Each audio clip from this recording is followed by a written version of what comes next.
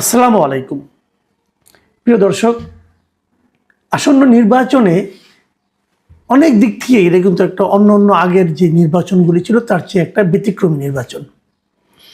যেমন এইবার দুটো নির্বাচন হচ্ছে, গণভোট হচ্ছে এবং জাতীয় সংসদ নির্বাচন হচ্ছে। এবারই প্রথমবারের মতো আমাদের এখানে পোস্টাল ভোট পড়ছে। এগুলি আসলে একটা অসাধারণ একটা বিষয়, এগুলি কখনো আগে হয়নি। আমাদের এখানে পোস্টাল ভোটের সিস্টেমটা ছিল না। এখন এই পোস্টাল ভোট নিয়ে কিন্তু নানা ধরনের মানুষের মধ্যে বিভ্রান্তি এবং মানুষের মধ্যে এক ধরনের সন্দেহ তৈরি হয়েছে, বেশ স্ক্যান্ডালও কিন্তু হয়েছে। আপনারা জানেন যে পোস্টাল ভোট জিনিসটা কি, সেটা আগে একটু বলে নিই। সবাই জানেন, তবু আমি আরেকবার বলি যে ভোটের দিন সশরীরে অনেকে ভোট দিতে পারেন না, বিভিন্ন কারণেই পারেন না। ধরেন যারা জেলখানায় থাকেন, অথবা ধরেন তিনি আপনার এই দেশের বাইরে আছেন, অথবা ধরেন তিনি হয়তো কোনো নির্বাচনী কাজ করছেন, নির্বাচনী দায়িত্ব পালন করছেন। যেমন ধরেন ওদিন পুলিশ, অথবা আপনার বিজিবি, অথবা আর্মি, অথবা যারা নাকি সরকারি কর্মকর্তা, তারা তো সবাই কোনো না কোনো ভোট কেন্দ্রে হয় প্রিজাইডিং অফিসার নাহলে পোলিং অফিসার থাকছেন। এখন মনে করেন একজন পুলিশ, সে হয়তো তার বাড়ি হয়তো মনে করেন ময়মনসিংহ ধরা যাক, কিন্তু তার চাকরির কারণে সে এখন পোস্টিং হলো দিনাজপুরে। উনি কিন্তু দিনাজপুরে ভোট কেন্দ্রে পাহারা দিচ্ছেন। তো উনি তো ময়মনসিংহ, উনি হয়তো ময়মনসিংহের ভোটার, তো উনি কীভাবে ভোট দিবেন? তো এই যে ভোটগুলো দূরে যারা আছেন, তারা একটা সিস্টেমে আছে যে পোস্টালভাবে ভোট দেন। মানে তাদের কাছে আগেই নির্বাচন কমিশন একটা ব্যালট পেপার পাঠিয়ে দেন তার এলাকার, সেই ব্যালট পেপারে তারা ওখানে সিল দেন অথবা টিক চিহ্ন দেন, দিয়ে ওইটা আবার সিলগালা করে পাঠিয়ে আবার ইলেকশন কমিশনের কাছে পাঠিয়ে দেন। তো ইলেকশন কমিশন ওটা খুলে দেখেন যে কিভাবে ভোটটা আছে, এবং যার যার আসনের তার আসনের যে অন্য ভোট আছে সেগুলোর সঙ্গে যোগ করেন, এভাবে করেন। এবং এই কাজটা করতে হয় কি, এই ভোটটা আসতে হয় যখন তারা আগে ওই ইলেকশনে যে ভোটগুলো যেদিন গুনবেন ওই দিনের মধ্যে আসতে হবে, ওই দিনের আগে আসতে হবে। তাহলে ওইগুলো আবার তারা ওই সেন্টারে পাঠিয়ে দিচ্ছেন, দিয়ে তারপরে ওনারা ওই ভোটগুলিকে হিসাবের মধ্যে নেন। এভাবেই তারা একজনকে নির্বাচিত করেন অথবা করেন না। কিন্তু প্রত্যেকটা ভোটারের একটা শান্তি থাকে যে আমার ভোটটা তাহলে কাউন্ট হলো। এটার দাবিটা অনেকদিন আগের থেকে ছিল, কিন্তু এই দাবিটা এবারে প্রথম পূরণ হচ্ছে পোস্টাল ভোট।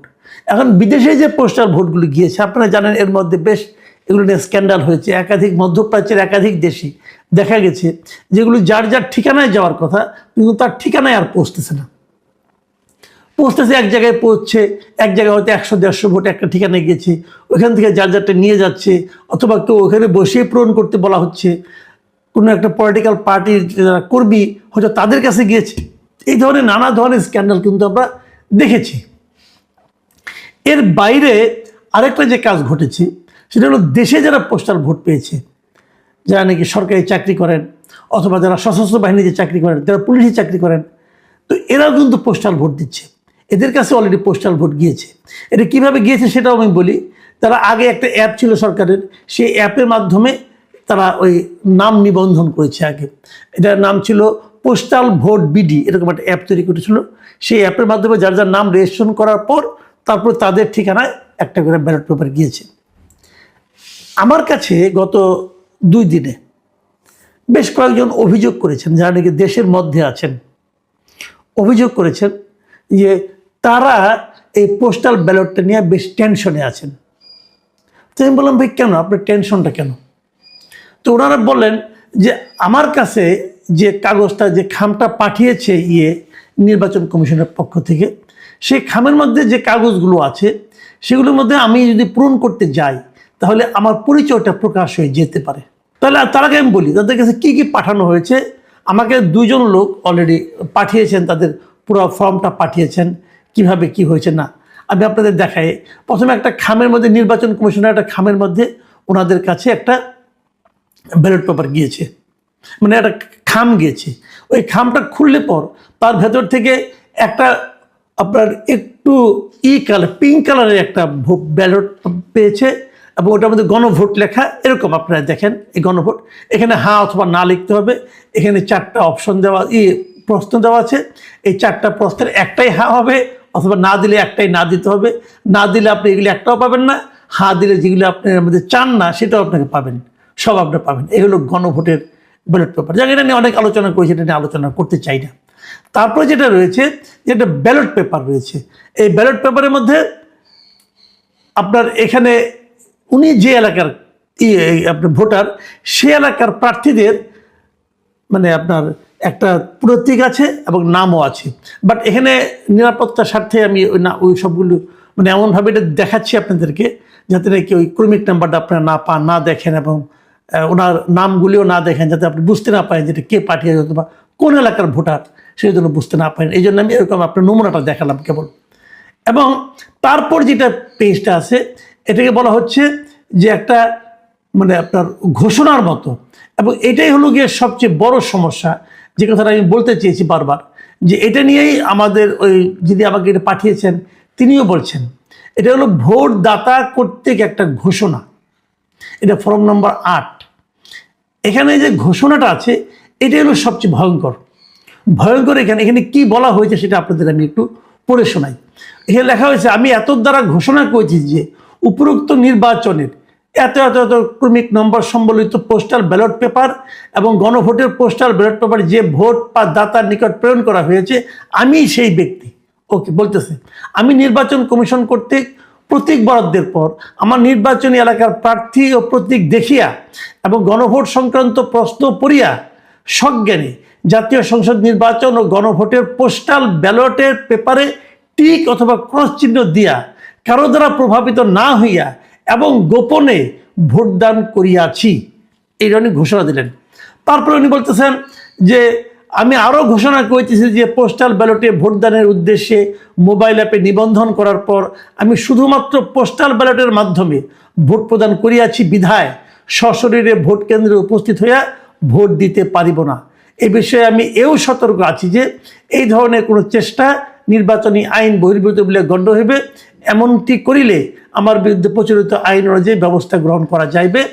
আমি আরও ঘোষণা করতেছি যে আমার ভোটের গোপনীয়তা রক্ষা করিব, মানে উনি ওনার ভোটের গোপনীয়তা রক্ষা করবেন, এই ঘোষণা উনি করছেন। তারপরে তারিখ দিতে হবে এবং নিচে ডান দিকে দিতে হবে ভোটদাতার নাম এবং জাতীয় পরিচয়পত্র নম্বর এবং স্বাক্ষর।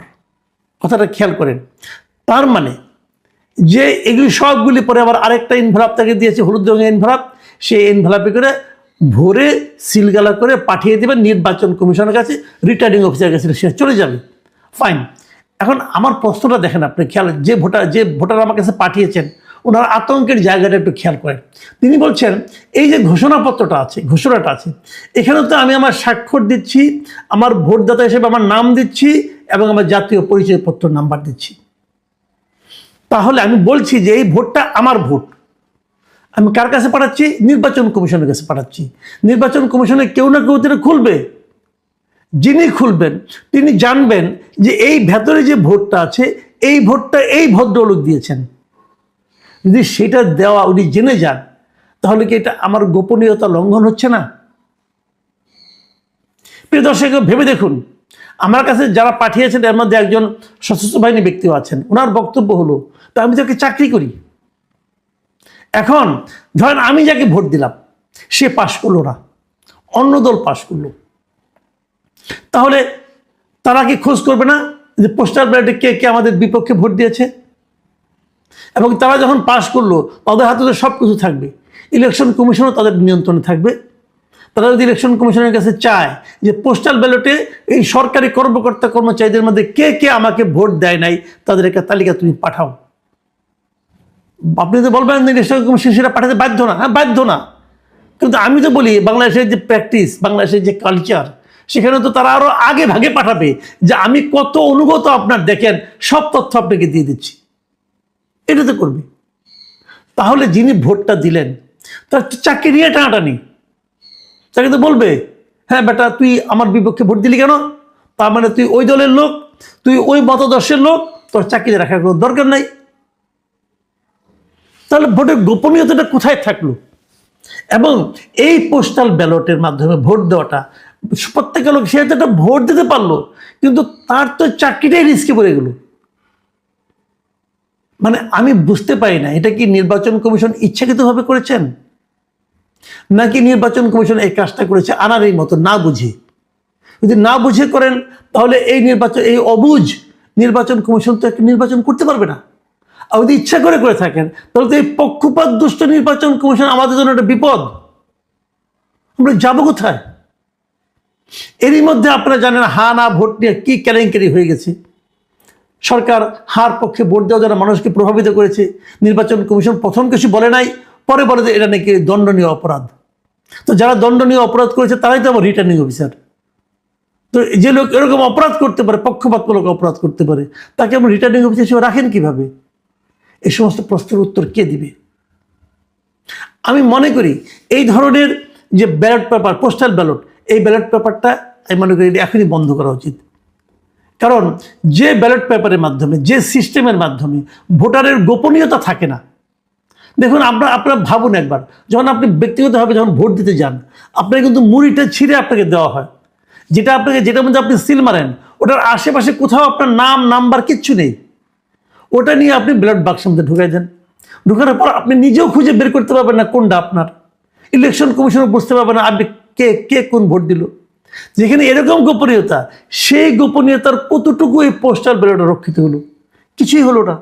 বরং পোস্টাল ব্যালটে আপনি ক্লিয়ার করে দিলেন যে এই ভোটটা আপনি দিয়েছেন এবং তা প্রমাণ থাকলো। এ কেমন কথা হলো? আমি জানি না আমাকে যারা পাঠিয়েছেন তাদের এই উদ্বেগ নির্বাচন কমিশনকে অথবা সরকারকে স্পর্শ করবে কিনা, কিন্তু আমার মনে হয় এটা একটা জরুরি বিষয়। এই ব্যাপারে সরকারের একটা ভূমিকা নেওয়া উচিত, বক্তব্য দেওয়া উচিত। নির্বাচন কমিশনের কাছ থেকেও এই ব্যাপারে আমি একটা বক্তব্য আশা করি। প্রিয় দর্শক, এখন এই পর্যন্তই।